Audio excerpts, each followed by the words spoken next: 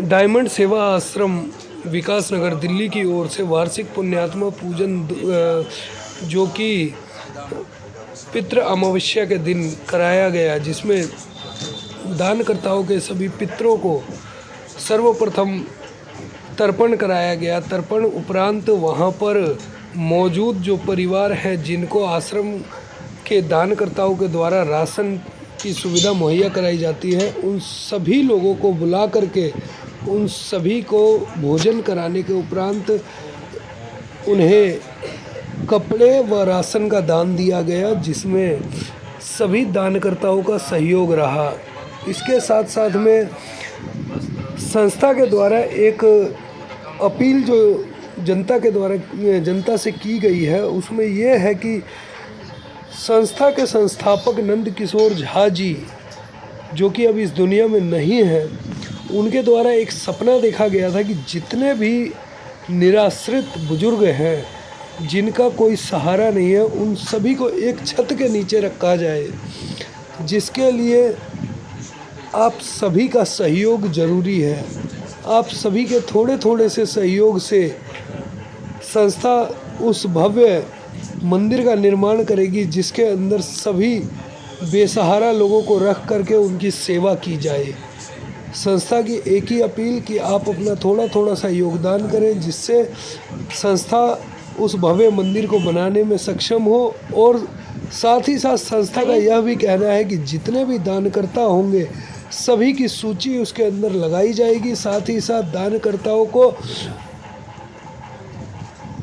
जितने भी दानकर्ता होंगे उन सभी को वहाँ पर अधिक से अधिक तवज्जो दी जाएगी और उनके सभी पितरों की वहाँ पर तस्वीरें लगाई जाएगी। साथ ही साथ वहाँ पर जिस प्रकार से आप अभी देख रहे हैं कि पितृ तर्पण कराया जा रहा है, उसी प्रकार से जितने भी दानकर्ता होंगे, मुख्य सहयोगकर्ता होंगे, उन सभी के पितरों की तस्वीर लगाई जाएगी और पितृ अमावस्या के दिन सभी के पितरों की पितृ तर्पण इत्यादि जो विधि पूर्वक कराई जाती है वो कराई जाएगी।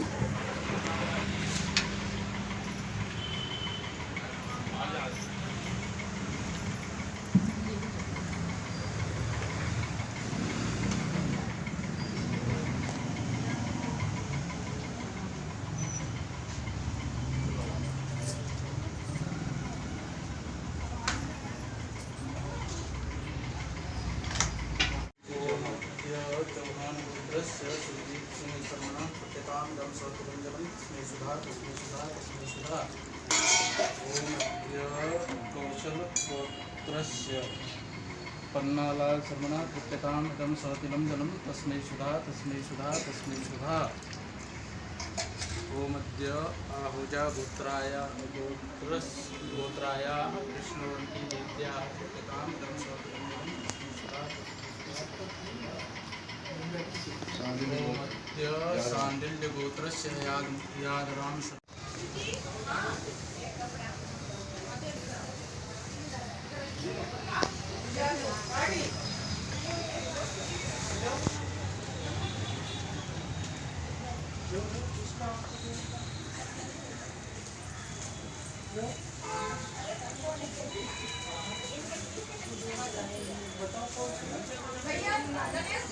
हाँ जी, साड़ी लेके आइए, साड़ी वाले कटवा आ गया, ले लो।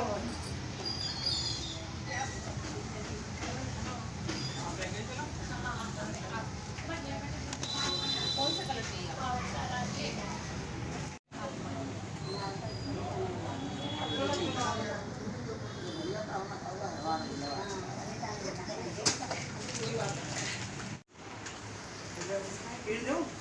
सब्जी लाओ।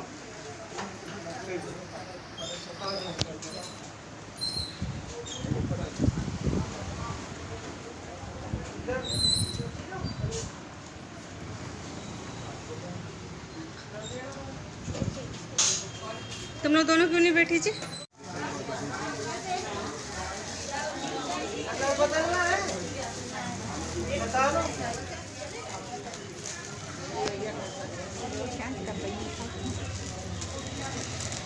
राकेश जी को बुलाइए, आप भी तो आइए। आप ये इधर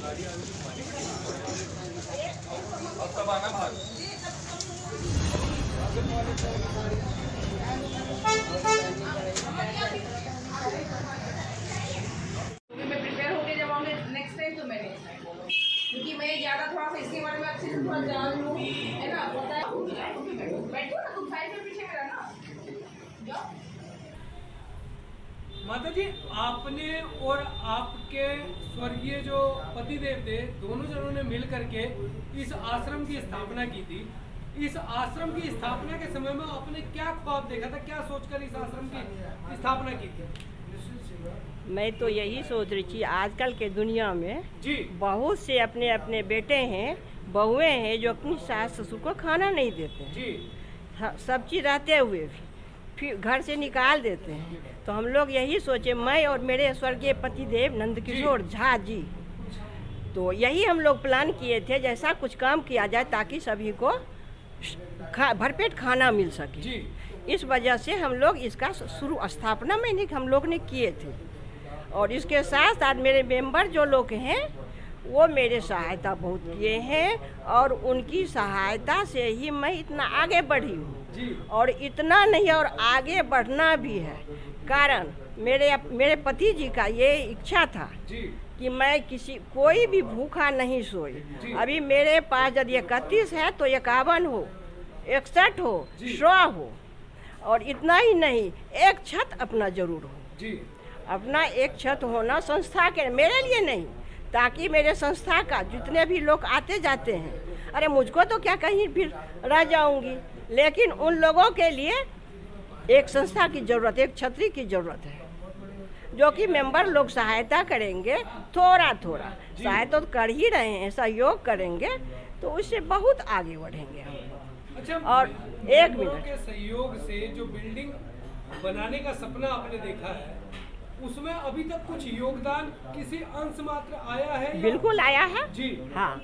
जैसे कि ये फोटो जितने भी लगे हुए हैं, जी तस्वीर जी उन सब में से उनका ऐसा है 51 हजार सभी आदमी दिए। जी इसलिए उनके पूर्वजों का आजीवन जी ये संस्था चलती रहेगी जब तक। शंकर और जी का सपना था जो कि करने का एक गज जी भूमि दान के लिए। जी आप एक गज भूमि दान करो जी। और एक अपना पूर्वज का फोटो दे दो, या आप अपना भी दे सकते हो जी। आप। अगर आप अपने पूर्वज का दे रहे हो तो जी। उनका जब तक संस्था रहेगी, भी तो संस्था जब तक चल रही तब तक आप देख रहे हो कि उनका श्राद्ध का जी बिल्कुल हो रहा है काम। जी। और अगर हमारा अपना आश्रम बनता है जी।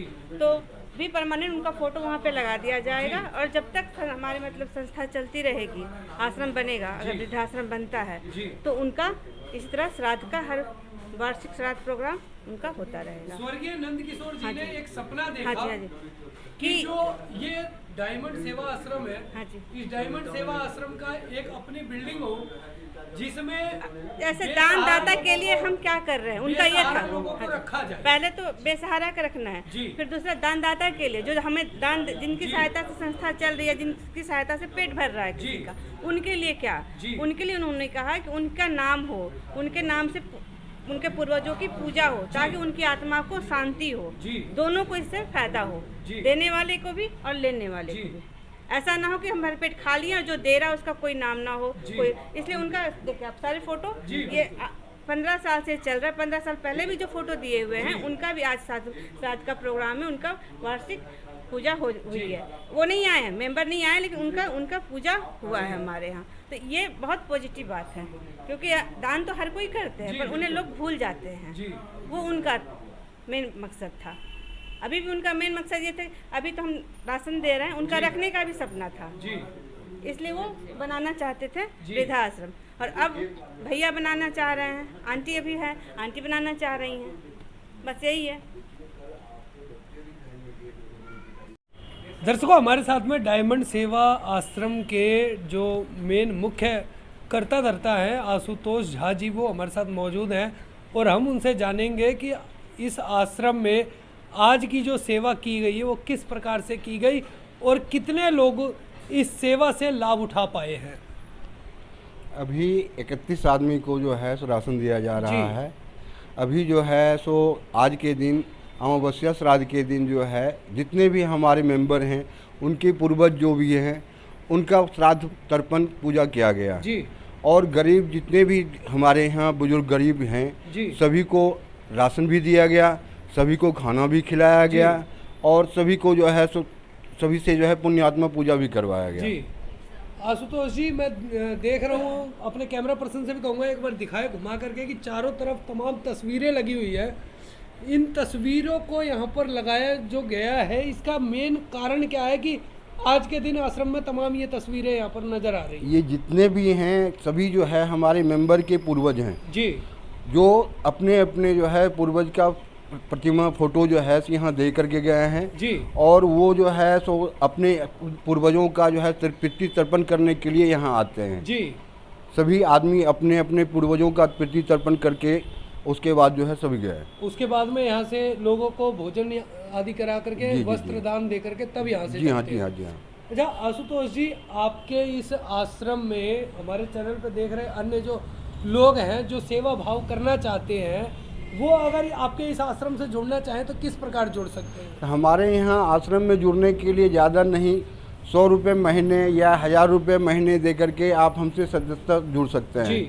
और 1000 रुपये महीने अगर आप देते हैं तो आपके पैसे से एक आदमी को हर महीने जो है सब भोजन मिलेगा। हर महीने मेंबरशिप में जी एक परिवार जो एक आदमी है, एक आदमी का उसको पूरा राशन मिलेगा। 10 किलो आटा, 5 किलो चावल, 2 किलो दाल, 1 किलो नमक, 1 किलो सरसों तेल और साथ में 1 किलो पोहा, जी।